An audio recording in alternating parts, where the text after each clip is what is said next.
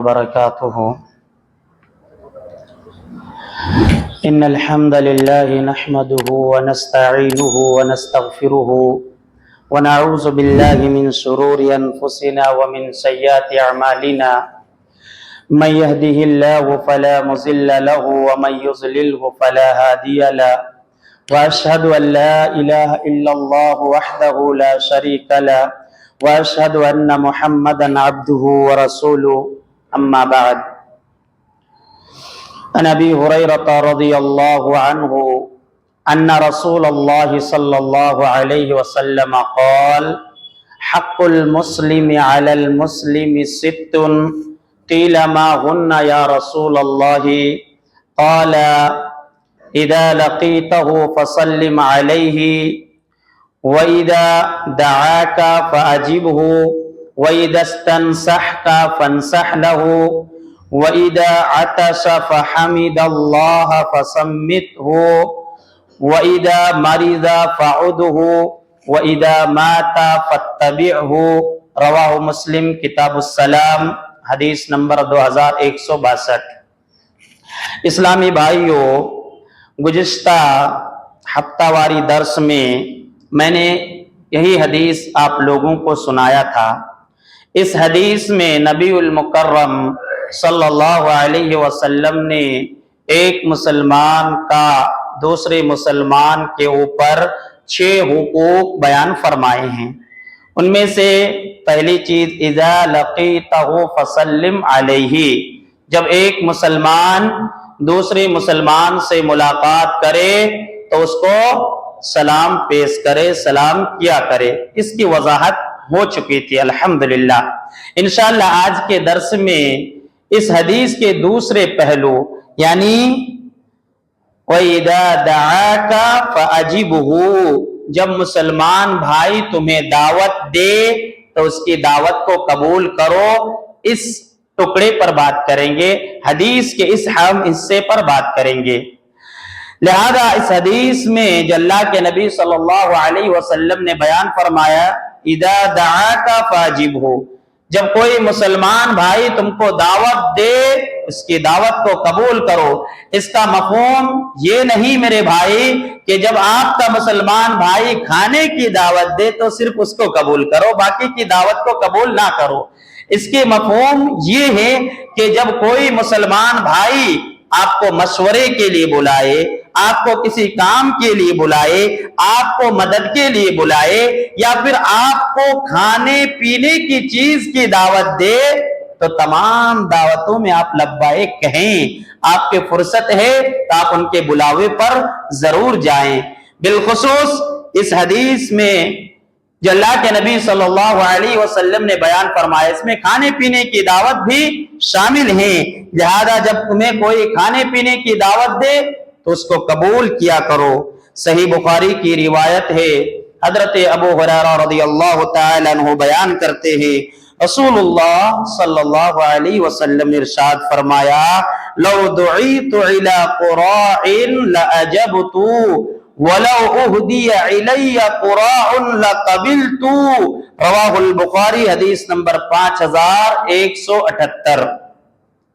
کہ اللہ کے نبی فرماتے ہیں اگر مجھے بکری کے کھر کی دعوت دی جائے تو بھی میں اس کو قبول کروں گا، اور اگر بکری کے کھر مجھے ہدیے میں دیا جائے یعنی تحفے میں دیا جائے، گفٹ دیا جائے تو میں بھی اس گفٹ کو قبول کروں گا.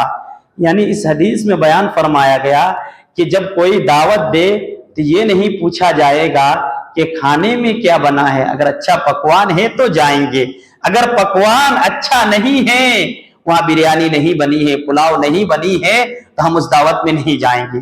چاہے کھانے کی کوئی بھی چیز بن جائے، گھر میں جو ہم روٹی دال کھاتے ہیں اگر وہی بن جائے، اگر کوئی مسلمان بھائی بلائے تو اس کی دعوت کو قبول کرنی چاہیے، کھانے کے میں دیکھنا نہیں چاہیے. بالخصوص ولیمے کی دعوت کو قبول کرنا فرض ہے. ولیمے کی دعوت جو شادی کے بعد لڑکا اپنی جانب سے शुक्राने के तौर पर जो दावत करती है उस दावत को कबूल करना चाहिए। अल्लाह के नबी सल्लल्लाहु अलैहि वसल्लम सहाबा इकराम को तरगीब दिलाते थे, जब शादी होती थी वलीमा करो, चाहे एक बकरी ज़बा करके क्यों ना हो। तो लिहाजा हजरत अब्दुल्लाह बिन उमर रज़ियल्लाहु ताला अन्हु हदीस बयान करते हैं, रसूलुल्लाह सल्लल्लाहु अलैहि वसल्लम ने इरशाद फरमाया, इज़ा दुइया अहदुकुम इलल वलीमति फलयातिहा, जब तुम में से किसी शख्स को वलीमे की दावत दी जाए, वलीमे के खाने पर बुलाया जाए, तो तुम उस जगह पर जरूर जाना, उस खाने में जरूर शिरकत करना।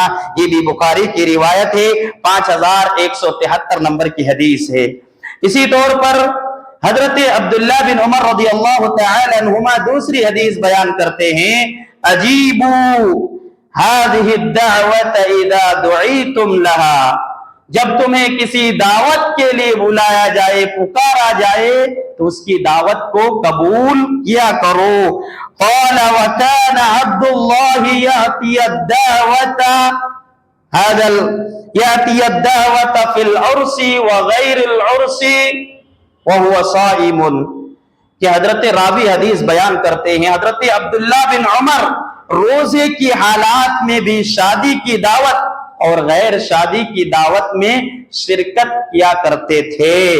यानी अगर कोई मुसलमान भाई आम दिनों में खाने की दावत दे, दावत जो शरीयत के मुताबिक होनी चाहिए, या किसी के नाम पे नहीं बल्कि ऐसे ही मुसलमान भाई को दावत दे जो शरीयत में इससे रोका नहीं गया है, ना मना किया गया है, तो ऐसी दावत में हमें शिरकत करना चाहिए। हम सोचते हैं मेरे भाई, ये मसला हम में से हर शख्स के पास है कि अगर हम खाना खा चुके होते हैं तो उस दावत में नहीं जाते हैं, तब उस दावत में जाके क्या होगा, उस वलीमे की दावत में शिरकत करके हमें क्या मिलेगा, हमने तो घर में खाना खा लिया है, हमें बाद में खबर दी गई है। ऐसा नहीं होना चाहिए। अगर आपको बाद में याद आया, आपने घर में खाना खा लिए, फिर भी उस दावत में जाइए, वलीमे की दावत में शिरकत करें। खाना जरूरी नहीं है, उस जगह पर पहुंचना जरूरी है। खाना बड़ी बात नहीं है, उस जगह पर पहुंचना बड़ी बात है।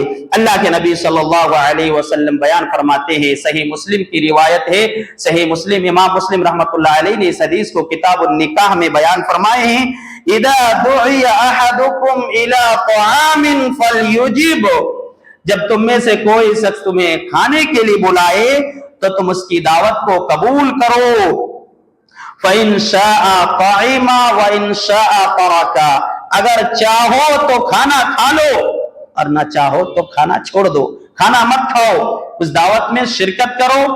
अगर मन में है तो खाना खा लो, वरना कोई हरज नहीं है, उस जगह पर घूम के आ जाओ।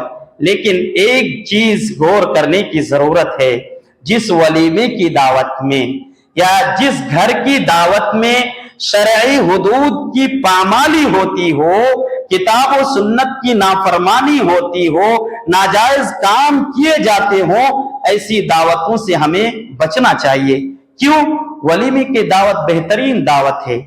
अल्लाह के नबी सहाबा को तरगीब दी, वलीमे की दावत किया करो, लेकिन याद रखिए इसी दावत को भी बदतरीन खाना भी कहा गया, बदतरीन दावत भी कहा। अल्लाह के रसूल सल्लल्लाहु अलैहि वसल्लम की हदीस है, हजरत अबू हुरैरा बयान करते हैं, सही बुखारी की रिवायत 5177 नंबर की हदीस है, शर्रुत तआमी तआमुल वलीमती युदआ लहल अगनियाउ व युतरकुल फुकराउ, कि वलीमे का खाना वो खाना बदतरीन है जिसमें सिर्फ मालदारों को दावत दी जाए और मोहताजों को, फकीरों को छोड़ दिया जाए। वमन तरक दावत फकद असल्लाह व रसूलहु सल्लल्लाहु अलैहि वसल्लम, जिस शख्स ने दावत को तर्क कर दिया यानी कबूल नहीं किया, उसने अल्लाह और उसके रसूल सल्लल्लाहु अलैहि वसल्लम की नाफरमानी की। इस हदीस में दो चीजों को बयान किया गया है कि दावत वलीमा कि वो खाना बदतरीन है। दावत वलीमा बदतरीन खाना इस सूरत में बन जाएगा जब उसमें सिर्फ और सिर्फ मालदार लोगों को दावत दिया जाए, मुआशरे के बड़े बड़े लोगों को चुन चुन कर दावत दिया जाए, एक को छोड़ दिया जाए, दूसरों को दावत दी जाए।